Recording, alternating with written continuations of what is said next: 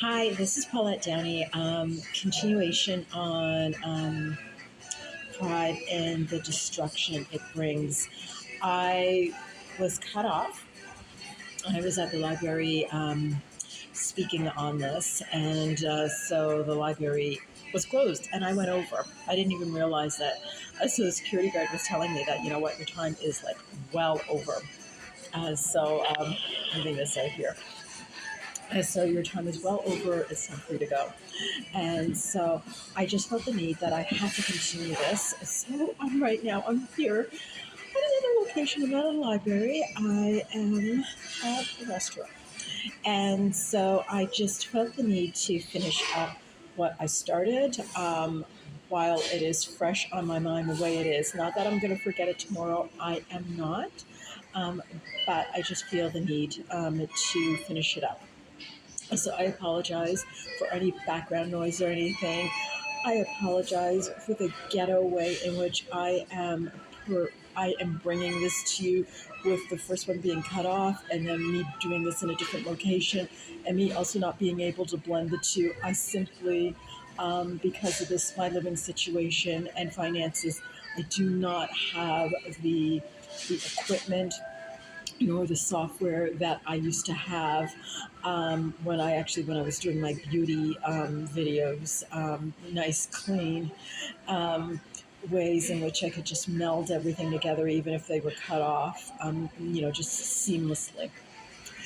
So anyway, what I was saying about I was talking about basically leaving my job and basically learning from that, learning basically about the whole pride thing, about um, when you when you are helping somebody out. So the fact that the person who was working in the director's role didn't have a certain skill set and was getting praised for work that I was doing.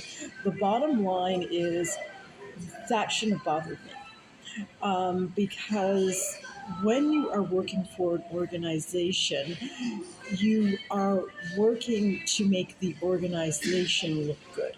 You're not working to make yourself look good.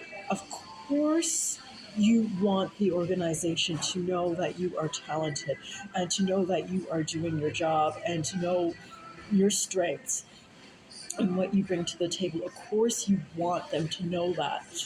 But at the end of the day, it doesn't matter. Like I was there to make her look good and to make the organization look good. And my ego kicked in. I wanted to look good. And because I wanted to look good, that was one of the reasons why I left. It was not the only reason why I left the job, but it was one of the reasons. Excuse me. It was one of the reasons. It was definitely ego driven. So I was not thinking from a point of wisdom. I was thinking from a point of pride. Pride that I was putting in work and not getting credit for that. Now, another thing, why would that bother me when the company, when the board of directors, when they all knew the quality of my work and they knew my strengths and they knew what I could bring to the table? And they had complimented me and told me this to my face. So, why did I feel the need to be prideful in the fact that I needed credit for something that I was doing for somebody else? Um, and that was a lesson that the Lord taught me. And it's something that I'm sharing with you. At the end of the day, whatever organization you are working for, you are working for that organization to make the person who you are reporting to look good. It is not about you looking good. It is about the person that you are reporting to. Make them look good. You're getting a paycheck. They know your worth. It doesn't matter who gets the accolades in the end. It really doesn't matter. As long as you do what you are hired to do. And if what the company is asking um, is they're asking you to do things that they can't do, well, that's why they hired you. They hired you because you have certain expertise that they don't have. So she didn't have certain expertise. I mean, yeah, she didn't let them know she didn't have certain expertise, but at the end of the day, I had the expertise. And so I could help her to look good. And if she got the accolades for something that I did, that was okay because at the end of the day, the company was moving forward. It wasn't moving backwards.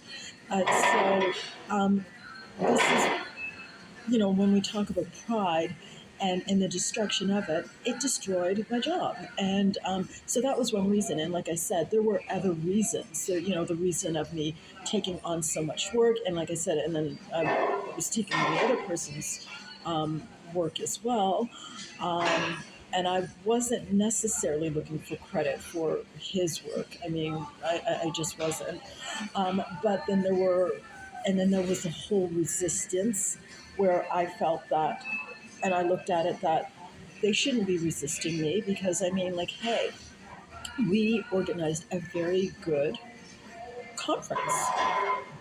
And so I don't need their input on how to organize a conference. Like, I'm the event planner, I'm the coordinator, and I did come in with that mentality. I'm the one who went to school for public relations. They do not need to be telling me how to run an event. So there again was the pride coming in. And so because of that thinking, that led me to make a decision that was wrong because it was a good company to work for and I was very liked there. Uh, so and this is where I'm working from an ego because I'm trying to protect my ego. I'm trying to. It's not a super ego because it's not like I'm thinking. Like it's not inflated. There's nothing inflated about what I'm thinking. It's very right, but I'm trying to protect me, and it. So, but it was prideful in an arrogant way. And when you're working for a company, it's not about you. It's not about us. It's about moving the company forward. It's about it's about moving the company forward and helping the company become better than what it is. And the company who hires us, whoever we're working for, whoever we're reporting to, it's for us. It is that person's job to make the person who you are reporting to look good. That's all. Make them look good. Make them, and if that means making them look like they are the brains of the operation, make them look like the brains of the operation. It's okay. It's okay. You are hired for your role. You are doing your part in what it is you are presenting in that role to that person. So that was a very valuable lesson for me. Um, and I was prideful. I was prideful. And that pride cost me my job simply because of irrational thinking. Now, so I talk about pride from the ego. And, I said I was going to talk about it from the id, but with the id is really, it is like really, really insecure. Like you really don't think anything of yourself. And so I don't know if I'm going to really be touching on it. I think I'm still going to be talking on ego, but ego in another spectrum, like from the other spectrum. So normally when we think of pride, we always think of arrogance, we think of big-headedness, we think of, like thinking you're good, thinking you're this, thinking you're hot, thinking you're smart, thinking you're power, like thinking you're just the best. But there is the other spectrum of pride, and that is um, shame, not thinking you're enough, not thinking you're good enough.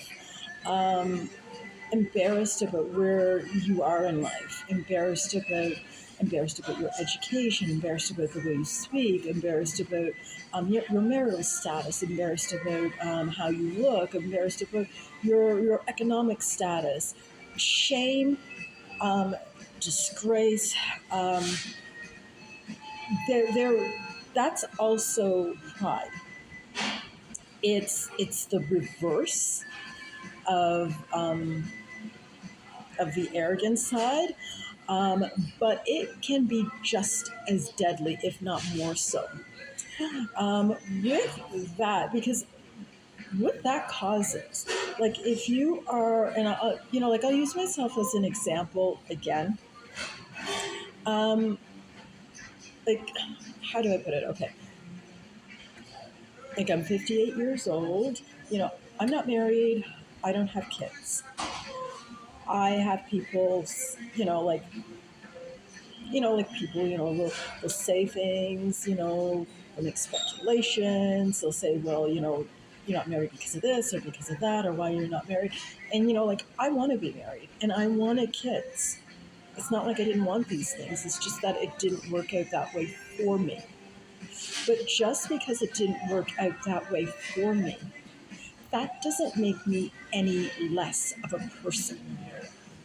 That doesn't make me a bad person. That doesn't make me um, an evil person. That doesn't make me a second class person. I'm just as important in this world as anyone else. And for the longest time, I felt embarrassed of not having these things. And I wanted them. It's not like I don't want them, but it just never worked out that way for me. And there was shame to that. And there was embarrassment to that. But God did a work in me. And, he basically said, this is where I have you at. I have you here for a reason. And he got me to the point where, you know what? I love you so much.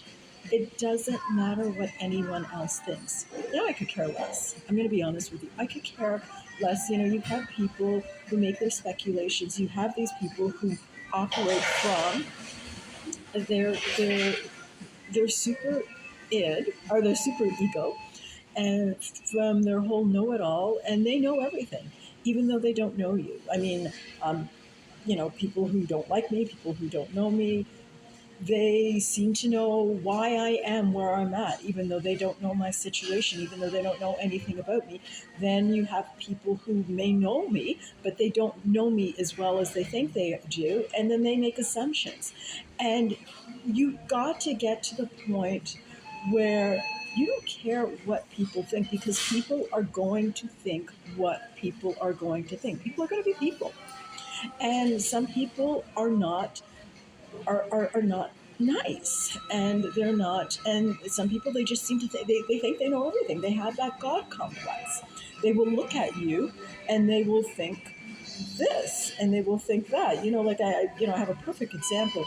Yesterday I had to go to the IRS, and I had to go to the IRS. I had